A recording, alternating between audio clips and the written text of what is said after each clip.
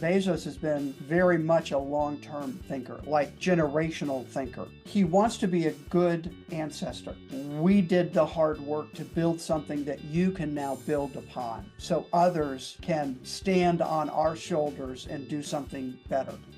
Welcome to the Marketing Boost Solutions Podcast. Join host Marco Torres, co-founder of MarketingBoost.com, along with expert guests as they deliver incredible, proven solutions to your marketing challenges in each power-packed episode. Captain Marco has guided thousands of entrepreneurs, growing their sales and marketing through the use of value-add incentives. His Facebook groups are home to more than 84,000 entrepreneurs who are raking in sales with his advice. Get ready to be blown away with game-changing lessons for your business. Would you like to have Jeff Bezos from Amazon be your personal business coach? Have you had that? If you had that kind of coach holding your hand, do you think you could scale quickly?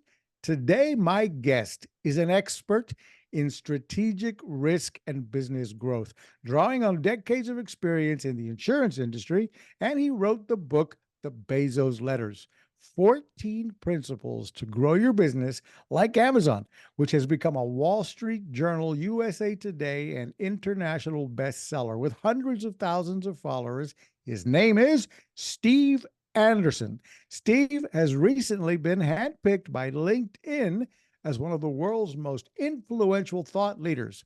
Wow. I'm thrilled to have you on the show, on the Marketing Boost Solutions show. Say hello, Steve, and welcome. Marco, thanks for having me. I really look forward to our conversation. Dude, I'm excited to have you here and feel honored to have one of the most influential speakers on LinkedIn. I got to ask you later offline, how do you get that ranking? That's cool.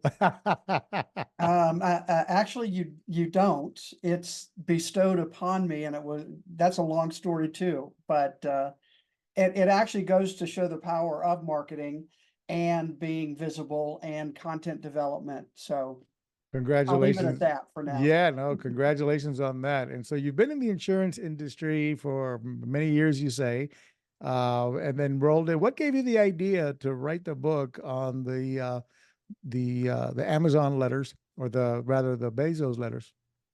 So part of what I've done for really the last 25 years in the insurance industry is help independent agents with technology, consulting, speaking, workshops, right, all kinds of stuff.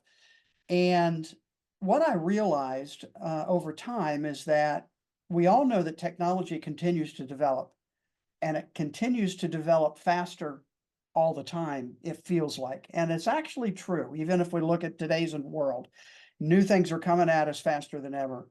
And so I started asking the question, is the biggest risk insurance agents face not taking enough risk? And started to research companies that have been successful in the past and are gone, and companies that have been successful and continue to be successful, and started to try understand what makes that difference. And came across Amazon. I kind of say now, of course, as an example of one of those companies that had success for a long time and continues to have success. Came across the letters to shareholders that Jeff Bezos started writing when they became a public company in 1997, and realized that in those letters, they were different than a lot of other shareholder letters, meaning CEOs write these letters all the time. Most of the time, they're talking about what the company has done and all the great things. Bezos certainly did that about Amazon, but he did more. He talked about how they did it, not just what they did. And I realized when I sat down and read the letters in order, like a book, that there were threads of concepts and thoughts that he talked about, some over and over again throughout the letters. And that's what I became very intrigued with, and got the idea that, other businesses, and in my case, agencies is what I started with, could use some of these ideas and concepts in their own business, and then expanded that to a broader community outside the insurance world. That's powerful. And a great idea. And I would imagine Jeff Bezos doesn't have any problem with promoting your book on his platform. So that It's was pretty it, genius there all the way yep, around. exactly. Not one of those books that he's going to be, let's ban that one. So no, you're No, good there. well, I hope not, but I don't think so. No, that's awesome.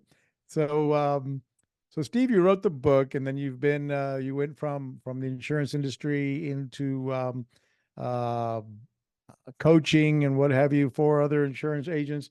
But I recall, in listening to your book in the first chapter or the first area there, you talk about if anybody asked you what would they what would be their next step, what would be the first steps they should take to grow their business, and you say hire a coach.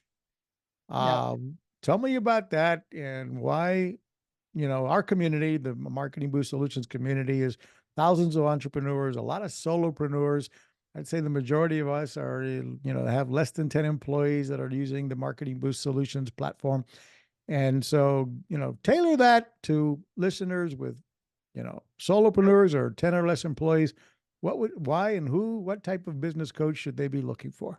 Well, I think part of that idea is two things come to mind immediately. One is I always remind startups or small business owners that Jeff Bezos started the same way. He started in his garage in Bellevue, Washington. And he had this idea that you could sell books online and ship them to people. And so literally in his garage, he was taking books that people had ordered, packaging them, driving them to the post office. So often people forget kind of that early story. They look at Amazon now. Question is, how do you get there if you want to? And I absolutely believe not everybody wants to be an Amazon, nor should they be, nor probably could they be. But that doesn't mean the principles that he talks about and use to grow don't apply. So the 14 principles that I identified in these letters, I grouped into 4 what I call cycles. So test, build, accelerate, and scale. And I believe businesses, large or smaller, going through these different cycles all the time. Now, small business is probably going through it once. Larger business that might have multiple departments or divisions, each division might be going through these different cycles. So the idea is to start a business, you've got to test an idea. You have to come up with something that you think is different, unique, that customers are going to embrace and want to look at. And that idea of testing is central at Amazon and is the reason I believe that they continue to be successful and continue to push new thoughts, new ideas. And, we could talk about lots of examples of new things they tried, tested, experimented with, invented, and then, started building on that success and then start accelerating that success and then scaling employees and impact across their ecosystem. Folks, if you happen to be watching this on YouTube or listening, the BezosLetters.com is what we're talking about here with Steve, the author. And the book is available on Amazon here, the Bezos Letters. We're going to continue to talk about that and other topics. Don't go away, though. We're going to hear from our first sponsor, Marketing Boost, and we'll be right back. It's time to wow, surprise, and impress your clients with the most powerful customer draw card available anywhere. The Marketing Boost Solutions Show is brought to you by Marketing Boost, where you can get valuable travel and restaurant incentives to drive your leads from prospects to paying customers. Now you can offer complimentary hotel stays in over 130 destinations worldwide. Go to marketingboostsolutions.com and try it for free right now. You just heard from Marketing Boost, our sponsor, obviously, of the Marketing Boost Solutions podcast. If you haven't started using Marketing Boost yet, guys, you're missing the boat. We provide for an incredibly affordable price. We make it easy and affordable to add value to whatever your call to action is. And we're going to talk about that as well here, how the Amazon mindset of providing value to your prospects. But one of the ways to add value is an easy solution is with Marketing Boost and adding travel incentives, incentives to your call to action to help stand out from the crowd. So go check out Marketing Boost, not now, but later. We'll tell you where to find the links for Marketing Boost. We're back here with Steve Anderson, and we're talking about the Bezos letters and, powerful thoughts from Jeff Bezos on how he built and scaled his company. Steve, tell us more about. We were talking about choosing the bit. We haven't even gotten to that part actually about why you need a business coach, and how you again. Steve started from his garage, and so did most of us. So where did we grow from there? Well, and the idea of the book is encapsulating these principles in a format that, anybody can read and consume. And, we've gotten literally hundreds of reviews of people that have benefited from the thoughts and the concepts there. So you're not going to be able to pay Jeff Bezos enough to coach you. So let's get that out of the way. But what's the next best thing? And that's my friend Michael Hyatt wrote the foreword to that, and that was his thought and concept as a business coach himself. And so I want to talk about the incentives, though, if I can. Please. Marco, obviously that's near and dear to your heart, but I think one of the core ideas there is one of the principles. It's called obsess over customers. And Bezos writes about this a lot throughout the letters. In fact, he had a whole section in his very first letter in 1997 that Amazon would be so focused on the customer that they would obsess over customers. And exactly what you described as business owners, using that incentives and those value pieces to help them engage more and better with the customer. Now, every business knows they need to take care of customers. They know they have a customer journey. They know they need to be aware of that and good customer service. But the word obsess is a different level, the way I think about it and the way Amazon thinks about it. In fact, one of the phrases that Bezos uses is, we invent on behalf of the customer. We know the customer's wants, needs, and desires so deeply that we actually can step in their shoes and solve problems they might not even know they have. And there are many examples of that throughout Amazon's life, and of products they built and services they built to solve problems for customers. Wow. Yeah, good points. I was following your Facebook page and how you break down into, occasionally you'll do a video and go into one of the chapters of the book and start detailing in there, again, getting into these letters of wisdom from Jeff. But back to the incentives part while we're still on that subject, well, one thing I often talk about when I'm in front of prospects about Marketing Boost or trying to teach the concepts of incentive-based marketing. And I go back to Jeff Bezos in 2005 when he, and when did he launch Amazon, by the way? What year did he actually get started? The company was incorporated in 1995. He started working on it in 94, went live in 95, and then went public in 1997. Wow. I started internet marketing myself in 1995. By 1996, I was actually making money. So I've been a online marketer. I guess now I'm proud to say almost as long as Jeff Bezos. There you go. Yep. Only he's a billionaire and I'm not. So I haven't followed him all that well. But anyway, by the time 2005 got around, he launched a Amazon Prime, which changed the internet on how products were sold and delivered. Because Amazon Prime, the incentive was, if everybody recalls, back in 2005, I think it was $79 a year for Amazon Prime. Yep. And what was the what was the hook? What was the draw card? What was that incentive? It was free shipping. We bought Amazon Prime not because we wanted the video streaming content or anything. I don't even know if we had that back in 2005. You didn't when they started. No, those were all added later. Right. So it was the Amazon Prime was like joining Costco's. It was the privilege of ordering online and getting the 2 day free shipping, if Yep. it was 2 days back then. Um, Today you can get same day free shipping if you're lucky in some on Or some within a products. few hours, depending on Yeah, where you're located. depending Yep. upon where you are and what products you ordered.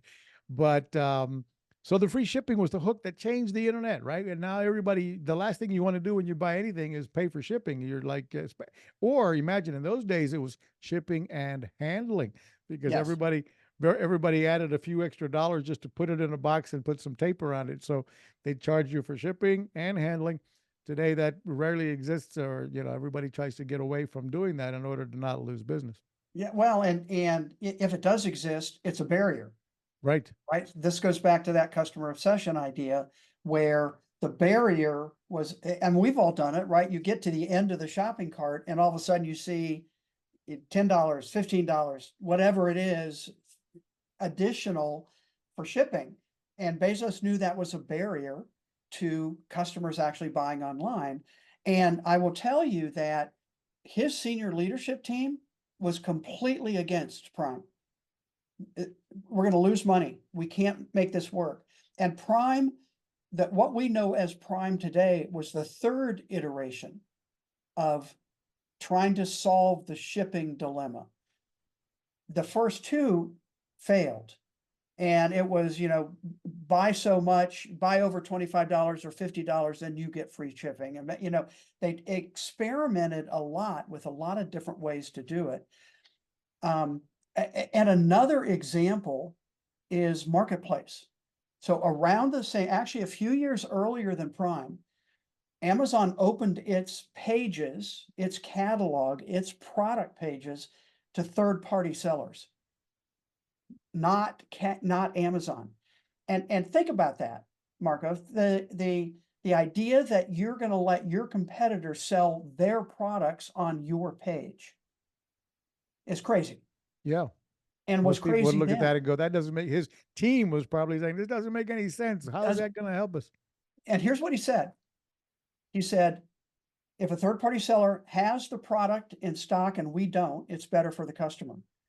If the third-party seller can offer it at a better price than we can, it's better for the customer. And if it's better for the customer, it will ultimately be better for Amazon. And again, I think you're getting a little bit of a picture of the mindset of Bezos and how he built Amazon into what it is today. And today, over 60% of the products that Amazon sells on their website, their retail piece of it, are third-party sellers. He has put millions of people into business, and he makes money off those third-party sellers because he charges for fulfillment center, for shipping, and those third-party sellers get Prime shipping as part of the package. And they don't have to build it out, all that infrastructure Yeah, themselves. imagine that infrastructure to do delivery themselves. They do have to have the inventory, shipped to Amazon warehouses Yep. and purchase enough of it to be in inventory, assuming they have enough volume and sales. But it's like an amazing solution. One thing I'll say, if you are an Amazon Prime vendor and you have your products at the Amazon warehouses and delivered, then you're not getting the customer information. They bought it on Amazon, they delivered your product to the end user, and you don't know who the customer is. So you don't have the ability to reach back out in email, text, or what have you to try to bring that same customer back to your product lines.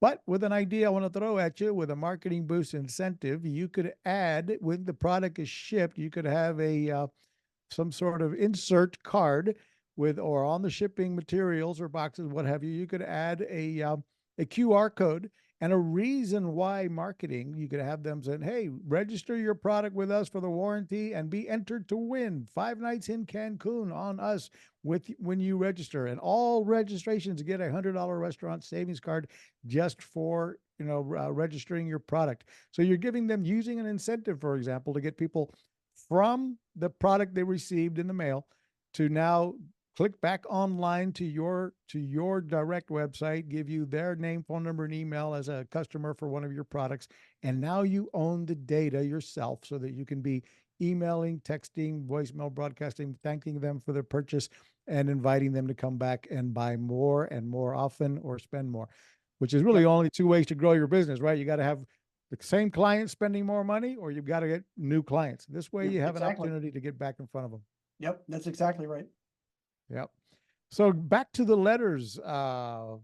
Steve, tell us more. One of your other favorite chapters of your book, one of your other favorite letters that is inspiring to the entrepreneur. Well, we've already touched on the concept a little bit, but the very first principle is called encourage successful failure. And again, I think it's key.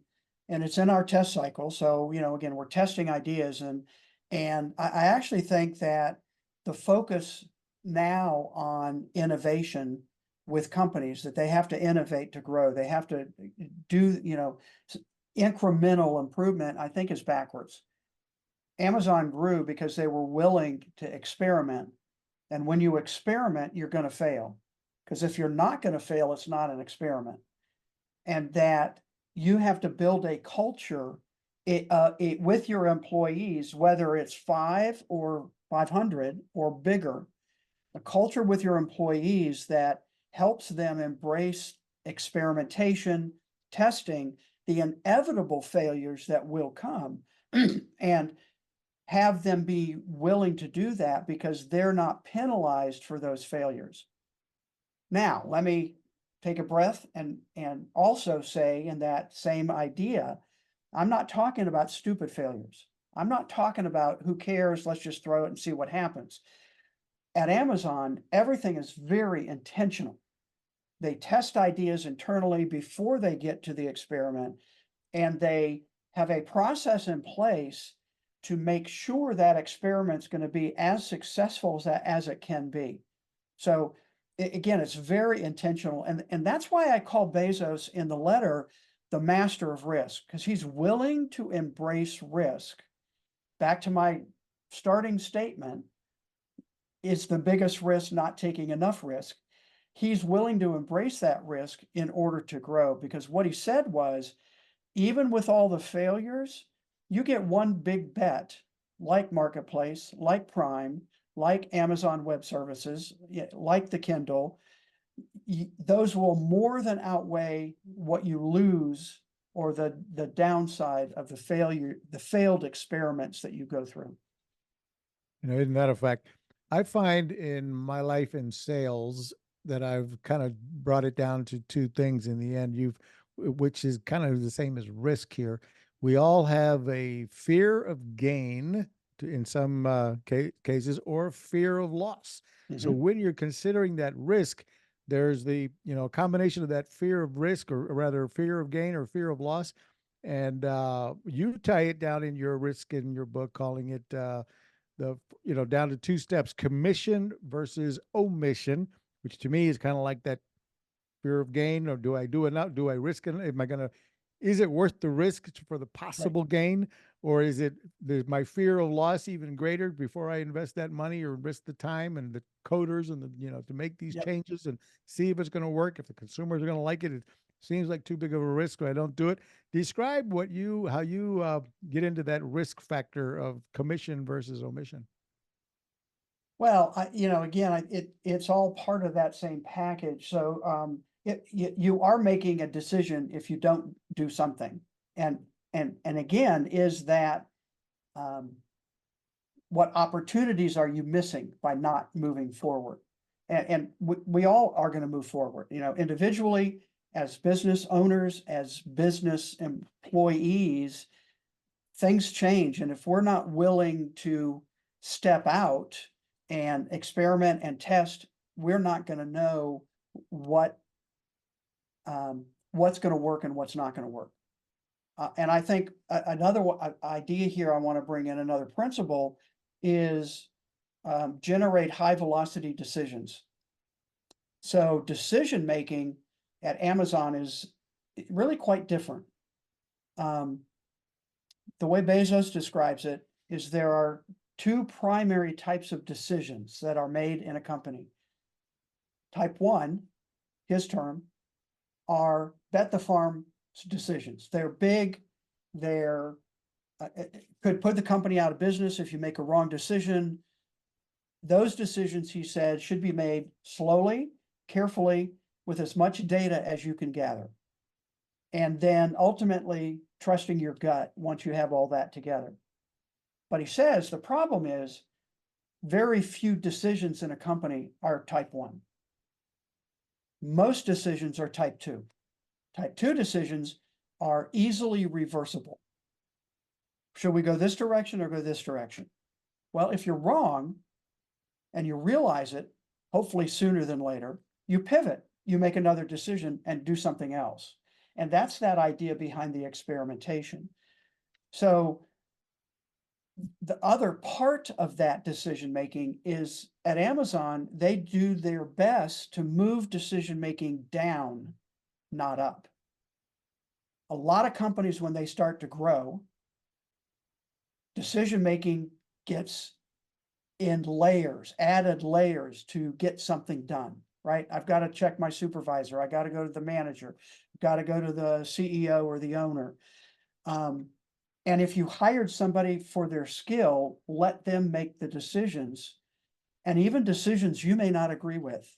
So he writes an interesting story in this arena where the video media part of Prime was pitching a show to put on Amazon, Amazon Prime Video. And he says, I don't think this show is going to be successful. But, and this is Bezos talking, he said, I don't think that's the right decision. And I commit to supporting you in that decision. I disagree and commit. Now, what that means is that he thinks it's the wrong decision, but he hired them for their capability and their skill, so they may know something he doesn't. So he will support that decision as much as possible. And that, what happens there is you speed up decision-making, which speeds up new products, which speeds up growth, and not having to go through multiple layers of hierarchy. And that's one of the differences, again, between companies that have been successful and are not here anymore. So if I followed you right, what he's doing is he's empowering lower staff members to make decisions, to test and make small gambles. And that's where these principles stand on their own, but they interact with one another. So the idea is you encourage successful failure. You know there's going to be some failures.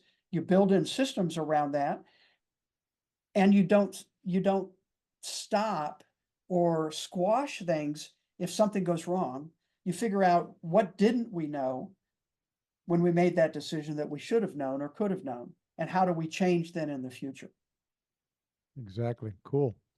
So one of the concepts as well, and I listened to the audio part of the audio book this morning, and really love it. So my endorsement, by the way, to anybody listening, go get the audio book, go get the printed book, but go get it. Again, it's called, one more time, give us the title of the book there. The Bezos letters, right? Yep. Together in unison, we sang that. Well, the BezosLetters.com. I'm going to pull that up and show that a little bit. But he also talked about, or somewhere in your message was his thoughts on creating value. Can you touch on that for us? Well, I think everything they do at Amazon and his whole focus is about the create more value than you consume, or one of those lines. Oh, yes. In his one of his later letters, I'm trying to think of the exact phrase he uses. It's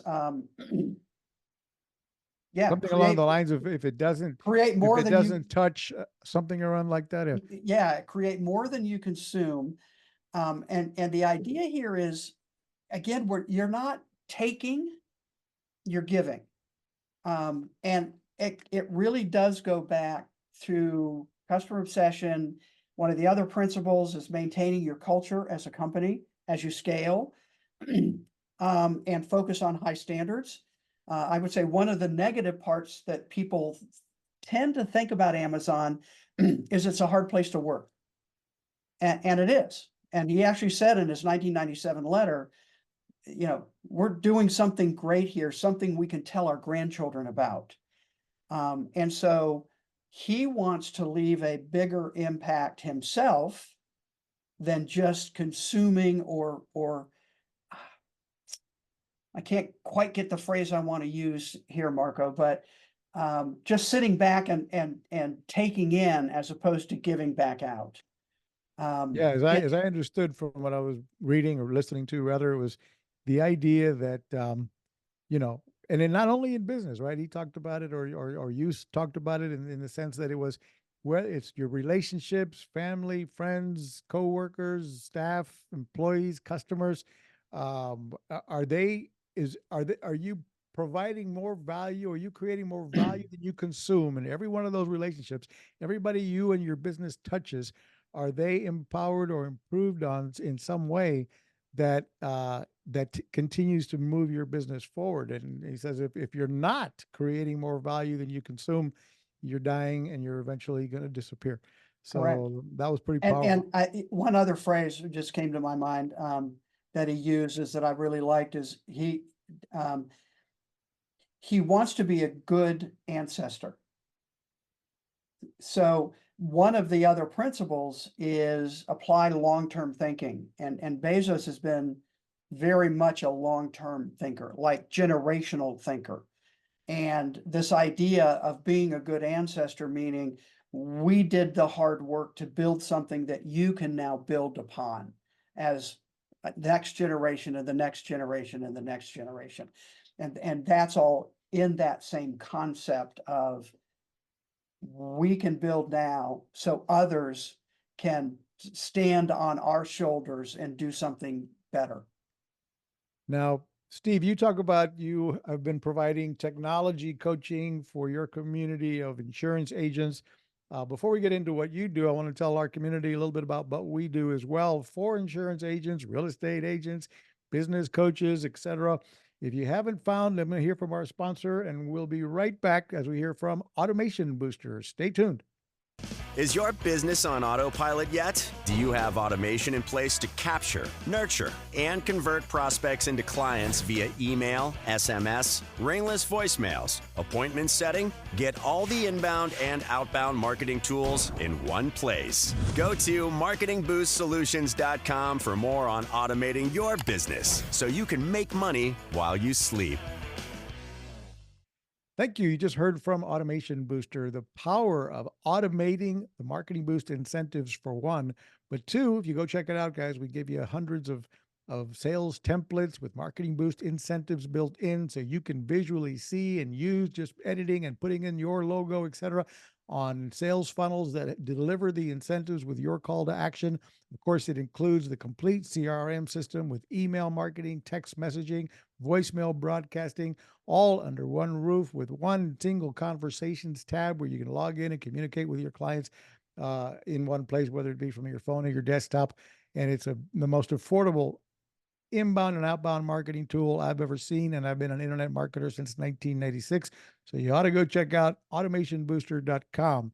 We're back here with Steve Anderson, the author of the book, The Bezos Letters, all about how Jeff Bezos had built Amazon and how with this book, you're practically getting into the mind of Jeff Bezos' success so you too can follow many of these 14 principles in the book to successfully grow and build and scale your business in a similar format.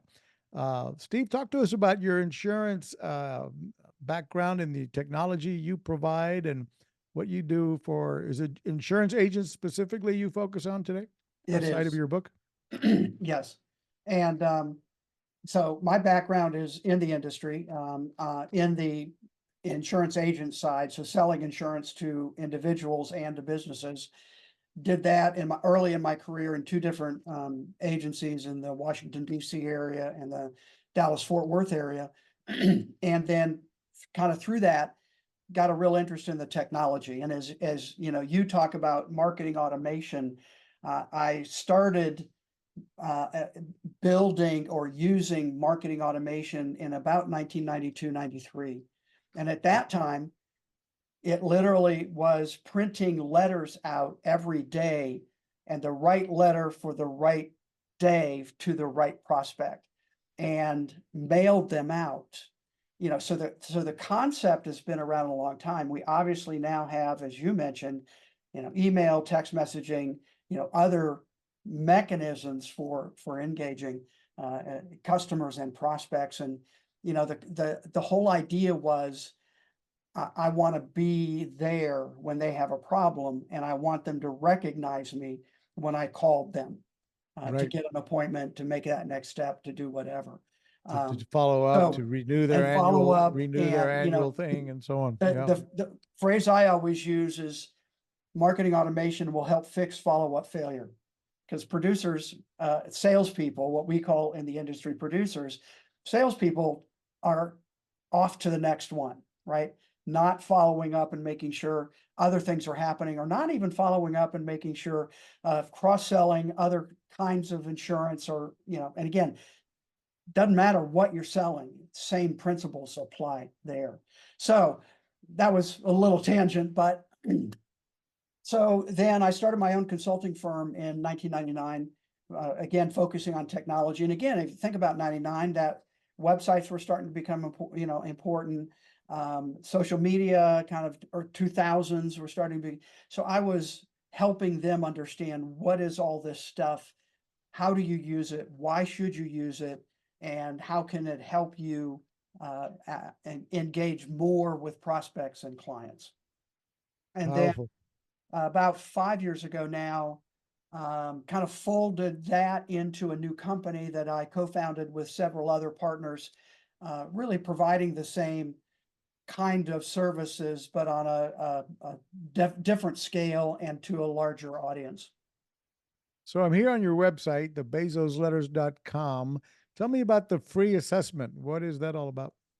So the assessment was built just to help business owners get an idea of kind of where they are in those 4 cycles: test, build, accelerate, and scale, and what principles they might want to look at first to help them, based on answers to some different questions about where they are in their business, what are the problems they're facing, and just to give some more guidance on how to use the information in the book, because I really wanted to do something that would help people, not just stories. Stories are important, but applying the information to me is really key, which is why at the end of every chapter, we actually put in, 2, 3, or 4 questions that you can use to kind of think through that particular principle, and how it might apply to your organization.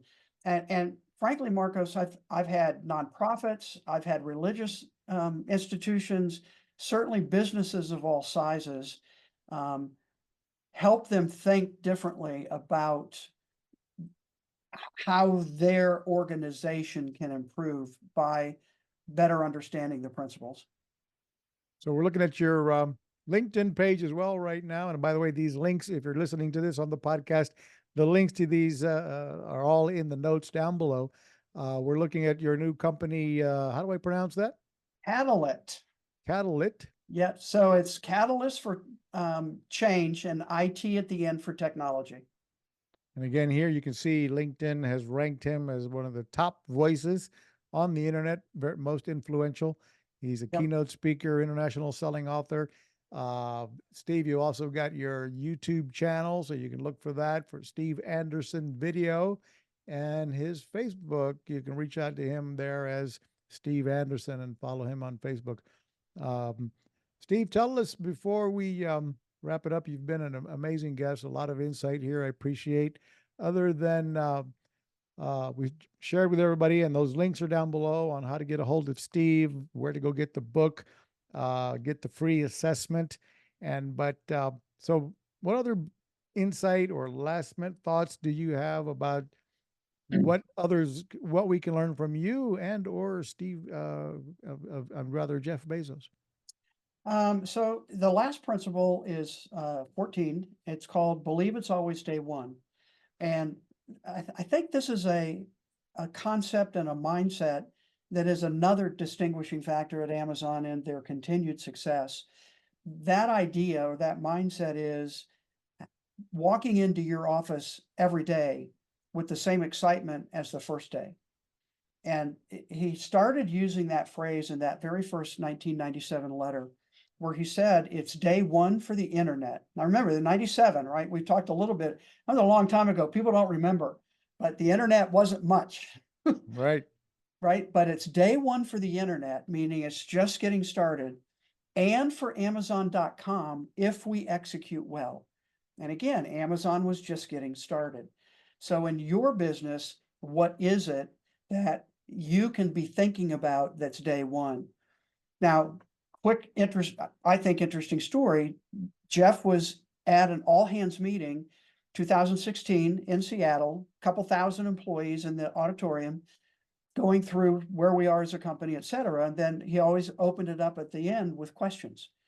And employees submitted questions beforehand. One of those questions he read was, Jeff, what does day two look like? And he's talked about that a lot, and he wrote about that question in the 2016 letter. But what he said was, day two is stasis, followed by irrelevance, followed by excruciating, painful decline, followed by death. And that's why it's always day one. And what he went on to explain is that when companies start down that day two path, it's really hard to get back. It can be done, and it has been done, but very seldom. That keeping that day one mindset, keeping your company agile, keeping your company acting like a startup. In fact, it's a couple of people have said that Amazon is the biggest startup company they know. Wow. And that mindset is really important. And do I have a couple more minutes? Yeah, sure. Matter of fact, before you do, I want to, I have a thought as well I wanted to throw in. So we're in Okay. no rush to end the show. But a thought that came across my mind, but I should, you know what? I'm going to let you go with yours while it's still fresh in your mind. Go with yours. You said you had something else to say. Let's hear it. Well, so the question is, how do you fend off day two? Right? And he identified a couple of different areas that he felt were at least beginning ideas of how to stay day one and not get into that downward cycle of day two. We've talked about a couple. One is customer obsession. Another is high velocity decision making. Another is eager adoption of external trends. And you know, for me in the technology world, that's a really big deal, right? Because again, one of the risks of not adopting what you see coming, and he says, you know, typically they're easy to spot because they're talked a lot about.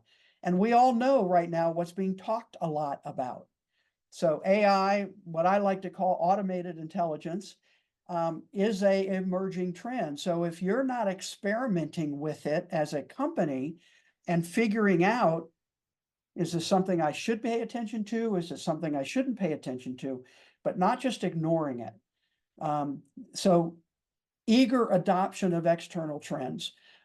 So those are some pillars or some ideas of how to remain day one and fend off day two. Powerful. Those were how to stay away from day two. And yet, you know, it doesn't even, you don't even think about that often without really purposely thinking, I've got to keep my entire team and company mindset on we're still a startup. We're still a startup 20 years later. Yeah. And there they go. I was going to say an idea that for you and your insurance community, because we've got a lot of insurance agents within the Marketing Boost community. This idea has helped many of them kick it, you know, knock it out of the park.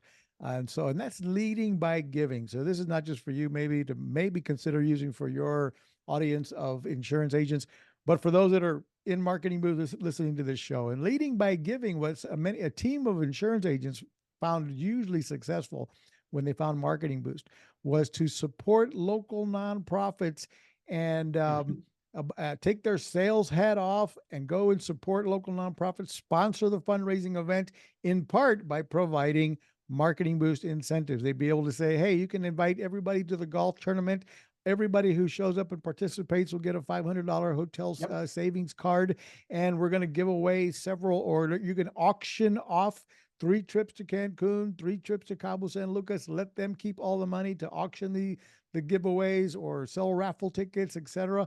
But what do you get out of it? As an insurance agent, you can be at the event. You want to make sure you ask them that you need to give the disclaimers. You need to tell them how these incentives don't include airfare, food and beverage, government taxes and fees. And you want to tell them, by the way, we are the experts in the financial advice here. So if you need this, if you need that, let's take a free review of your retirement plan, yada yada. And bam, they end up with more leads at these events than they can know how to follow up on, because when they're giving away those incentives, they're getting everybody to click a QR code and enter their information to be digitally sent the incentive, and that gives them the contact information on everybody that attended. So majority Yep. anyway, and boom, they're getting and they're rubbing shoulders with who? The top 1%ers, the philanthropists, those that can afford to be supporting a local fundraising event or what have you. So strong idea that Yep. It is a strong idea. I agree. yeah, something you and your team may want to consider. I know it's worked for hundreds of our insurance agents that are in the Marketing Boost world.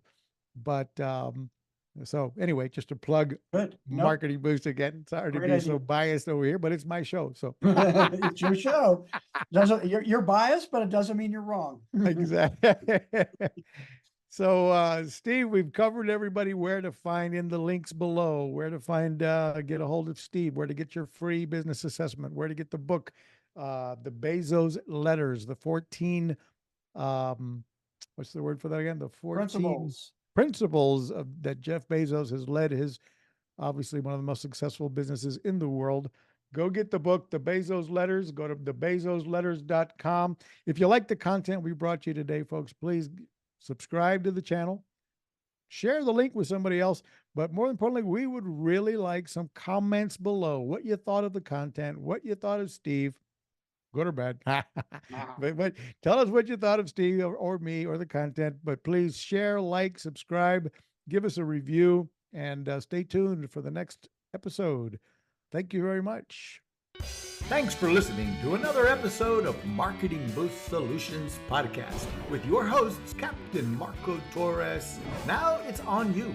Take the next step now. Go to marketingboostsolutions.com for more on how you can wow, delight, and surprise your clients with the most amazing draw card on the planet. So stay thirsty, my friends. Stay thirsty for knowledge. See you next time.